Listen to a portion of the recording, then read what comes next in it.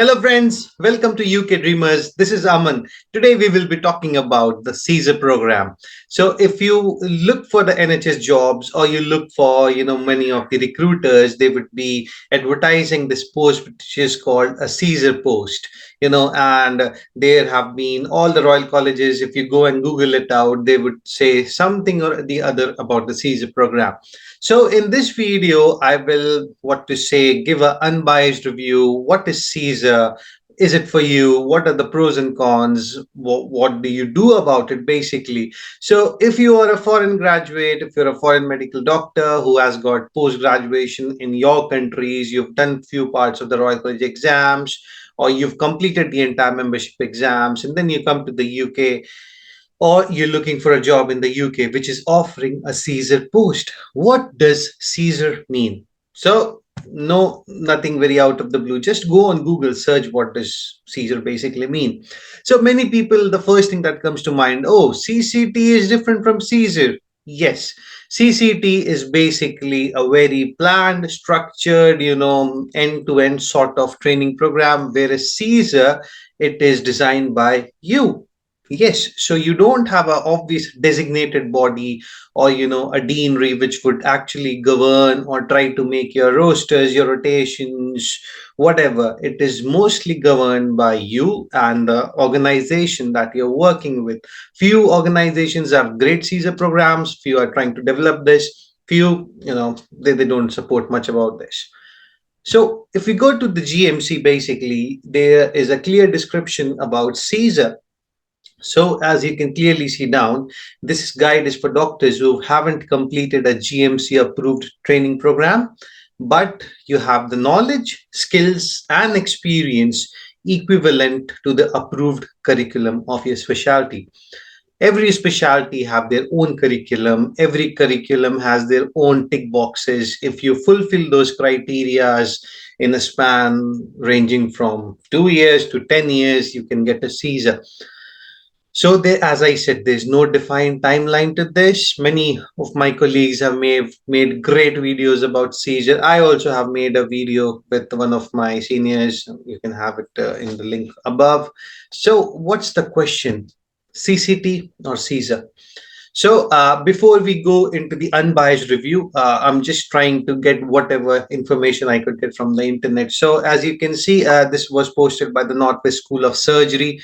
Caesar versus or CCT. So there is another term called CESR CP, which stands for Certificate of Eligibility of Specialist Registration Combined Program. So you need not do the what to say. You do half of the course as your own stuff and half of it as a structured program. So that's basically CESR CP for you. So you can see on the description the types of CCT, as I said, point A to point Z, structured, focused, time bound, well supported, you get CCT. Caesar combined program, you do bits and bobs by yourself, but more the other half of it is usually structured.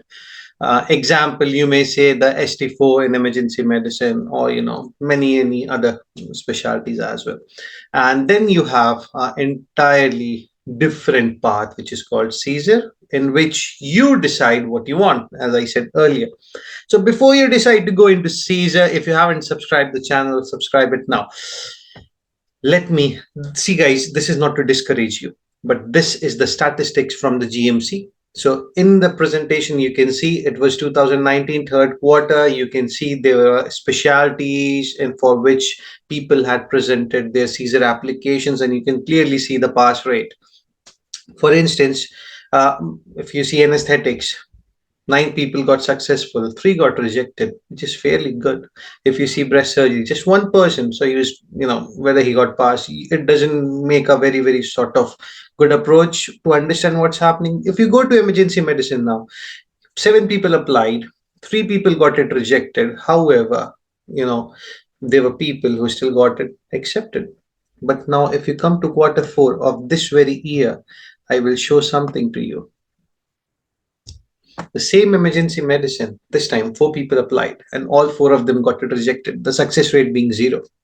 Anesthetic, 7 people applied, half of them got it, 54%. Acute medicine, 2 people applied, both of them got it rejected. So there is a lot of things surrounding CESR which makes it quite uncertain. And in the slides to come, I would show you what are the pros, what are the cons, as I said, the good, bad, the ugly. And so that you can make your minds if CESR is for you or not for you. So, friends, have you ever heard that the MTI post could be useful and can be utilized for getting evidence for CESR? So, as my colleagues who've come to the sponsorship schemes to the UK and you've been in the MTI or the other sponsorship schemes, you know your 2 years of stay that you are here in the UK. I understand it's purely, for you to come and have experience, go back to your countries and all. But these 2 years can be utilized by you if you play smart, because the what to say the basic competencies that you need to get signed up would be same either if you go for CESR, if you apply for higher specialty training. It would still be constituting the same amount of workplace based assessments, the same amount of DOPS, that's the procedures, the same amount of case based discussions, the same amount of mini cases. So guys, you can very smartly utilize this time. Even if you don't want to stay here, doesn't matter. You've not lost anything, but be very very meticulous, be very very drived in getting the portfolio stuff while you're completing your CESR post.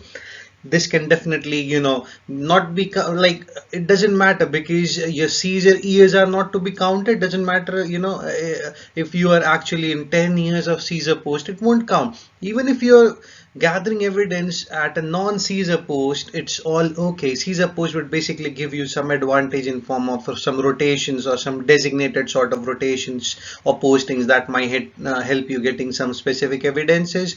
But if you haven't got that, utilize this time. You can also get get going and look for CESR posts once you finished your MTI posting. Let's go to talk about more about CESR. Okay friends, so let us talk about the good, the bad, the ugly for the CESR. Firstly, ask yourself, are you sure? If you say you don't know the answer, means it's trouble ahead. The reason being, you have to be very very sure. I'll give you some more articles down in the slides which will help you get a little more in-depth knowledge, but we'll also discuss the good, the bads and everything. Why don't you try the traditional route of going into high specialty training? Do you have a hindrance? Are you afraid? Do you have some family commitments? If you have the exact reason, it's great. But if you are not sure, and it's just like people have been telling you, oh, why don't you do CESR? It's better. Or why don't you do this? This is better. Don't go with what people are saying. They have their own circumstances. They have their own reasons. Your reason is what matters the most. So if you think, yes, you have the following reasons which might be more beneficial for you, go with CESR, else go with the traditional route.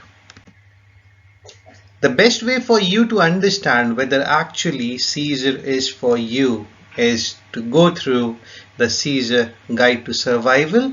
If you go to the BMJ and go on this article, I think Dr. Willis has written it all.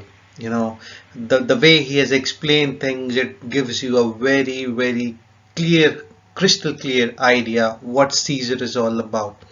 But unfortunately, no one actually talks about the ground realities that you should be expecting when you're into CESR.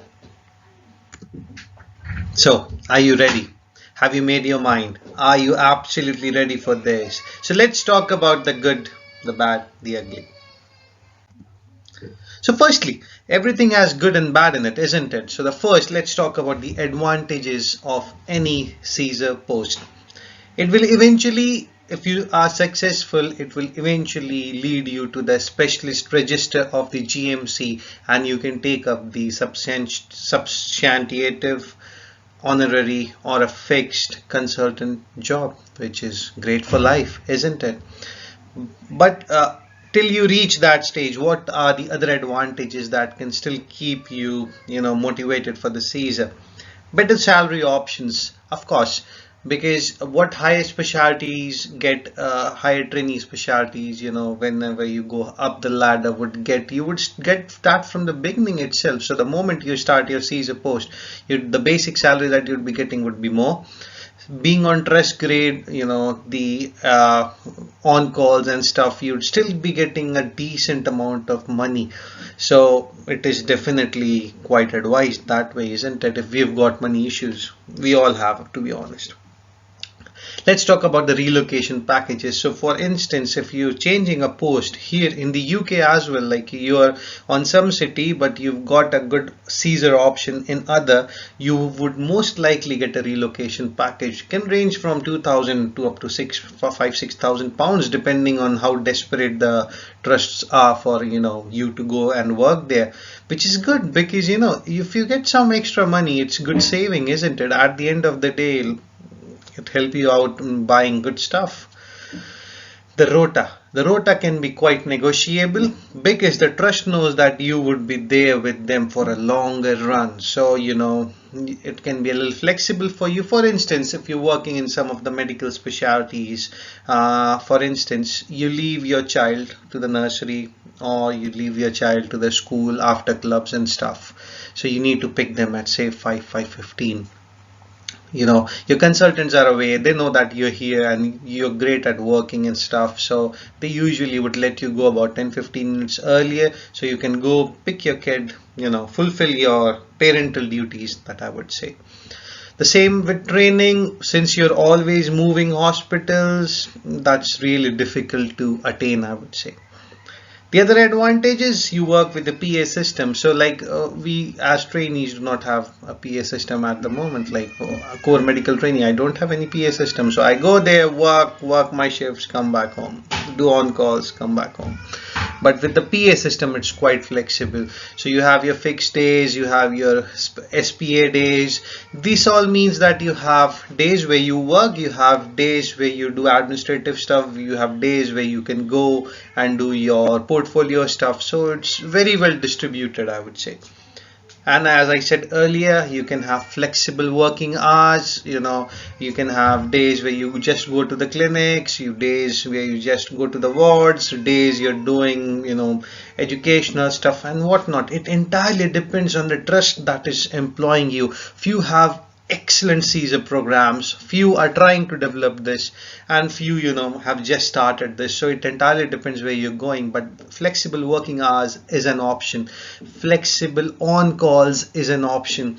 So like I know my colleagues who are working, for instance, a trainee would be doing say 4 nights in a row. If you are not into the training post, you can negotiate and say I would just do 2 nights in a row, and your pay might slightly decrease with the decrease on calls, but that is an option, guys. So like if for instance if you are in your mid-30s like me or in your early 40s, this is what would be quite helpful to you guys. Traveling, as you're aware, if someone is in training, you have to travel. You keep on changing the hospital. So for instance, if I'm in Wolverhampton now, I might be in Birmingham next year, maybe in Stoke, maybe Shropshire, anyway. So I have to commute. So someone who's in training, most of the people do have to commute. It can range from 20 miles to up to 50 miles depending where you're getting the rotation, where you're actually having a stay, where you're living at the moment. If you've got families, you've got kids, because CESR, most of us would have done post-graduation or some sort of structured training back home, and you're not in your early, mid-20s or something. So it becomes quite difficult with that perspective. And familiar environment. Every time you come into the hospital, right from the security guard to your nurses, to your HCAs, to your lovely team, OTs, PETs, consultants, paramedics, even the coffee guys, everyone would be usually familiarizing with you. So it becomes great, sort to say, environment for you, because you come, you greet people, you meet them, have a chit chat. So it's good for mental health, you may say, because you have people you can talk to, express your concerns, get your things rolling and stuff. So it's good that way as well. Buying a house and settling down. Most of the Southeast Asians like us have a dream to buy a house. Buying house is of utmost priority. Most of the foreign graduates that come. So if you have a CESR post which is good, which is well supported, you've been there for a year and you realize, okay man, I'm getting well supported, let's go ahead with this. So it would be easy for you to buy a house somewhere in a good place because you're getting good salary, and basically settling down is what is good when you're in your mid 30s, early 40s or so. So definitely this is a great option in terms of all these advantages that you can see on the screen, which I have highlighted as good. Let us talk about the disadvantages, the bad basically. The trust you're going may be good, may not be good. So you have a variable support structure. Some structure, some trust excellent, some trust no. So it entirely depends on how your trust is functioning, how their working capacity is, what to say employment capacities, and so many things. Some may have given you exclusive so many works, so you just keep on working. The other might give you some structure, go to teaching, take some admin roles, give you some admin time, and hence and so forth. It entirely depends on that. There is no designated timeline, and there's a complicated evidence requirement. Even if you go into the GMC's website, it clearly says the same phrase, complicated. So some people can do their CESR in 2 to 3 years. Some would be still doing in 7 to 8 years. So there's no designated timeline. Whereas when you get into a training, like if you get into medical training, 3 years or 2 years of core medical training followed by 4 to 5 years of higher specialty training. Emergency medicine, about 6 years of training, hence and so forth. Pediatrics 8 years, gynae 8 years. So depends, entirely depends. The time frame is quite different. I know a few of my colleagues who started in training. They gathered their core competencies, because core competencies is something people struggle to get the evidence for. They gathered it very well. They didn't go for higher specialty training. Rather, they opted for a CESR post, and bingo, rather completing a training in 8 years, 5 years, and they were full-fledged consultants into the UK system on the specialist register. So it entirely depends. E-portfolio bias. So the requirements from the GMC keeps on changing. The portfolios also, at times would keep on updating their softwares and changing and stuff. So there's a lot of e-portfolio bias that I would like to highlight here. For instance, a person who's just in training might just need, say, 4 ACATs a year. If you want to know further about these portfolio, I've made a video, have a look guys. But the same with the CESR guy, he might be needing 8. So what is bare minimum for someone might be excessive for the other. So this is a bias that you would usually hear the CESR guys having a chat about. At times you would feel that you are the lone ranger. The reason being, people would come in your department and go.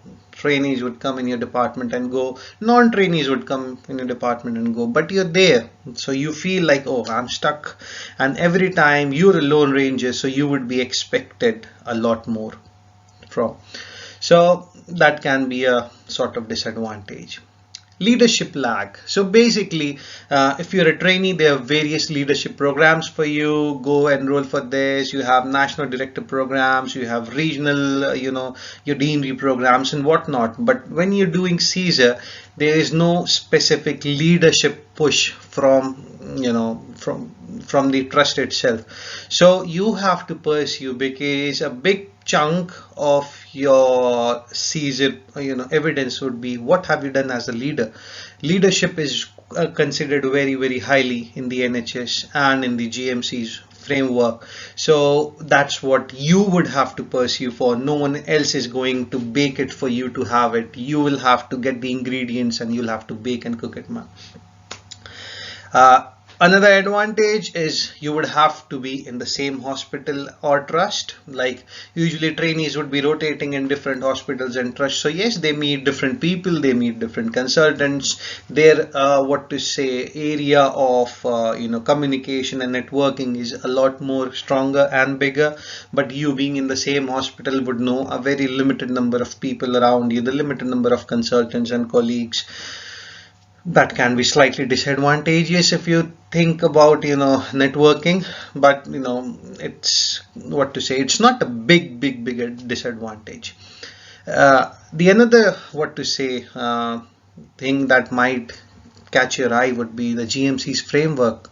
It keeps on changing, guys. So what is needed now might not be needed 5 years down the lane, and what 5 years down the lane might be needed for you would have never gathered now. So it entirely is not that smooth, guys. Basically, what you worked so hard for today might not be of any value tomorrow. So that's something which keeps on changing. Last but not the least, you may feel that you are being discriminated.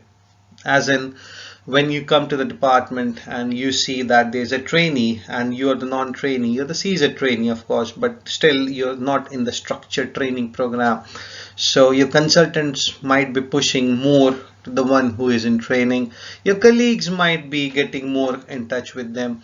And for instance, if someone wants to, discuss something, ask you something, there are different sorts of people, guys. So you might feel slightly discriminated, though it's entirely up to you how you take it on yourself. It's not a big thing that might put you off CESR. And the ugly, guys, as I said, I'm very unbiased in whatever I say. Conflict of thought with the consultants. Sorry, my mistake. I haven't written the thought spelling right, guys. Sorry for that. So, for instance, you're working with the consultants and, you're seeing patients day-to-day basis. What the consultant is expecting of you is not what you are actually thinking. So there might be a what to say conflict of interest and conflict of thought, which might not end well because you still would be working with the same consultant and there's no escape from it. You being not in the same page with your CESR lead or supervisors, as I said, the hospital would usually have a CESR lead, CESR supervisors. So when you go and have a meeting with them and you've said, oh, I want to do this and do that and everything, and they might not be on the same page with you.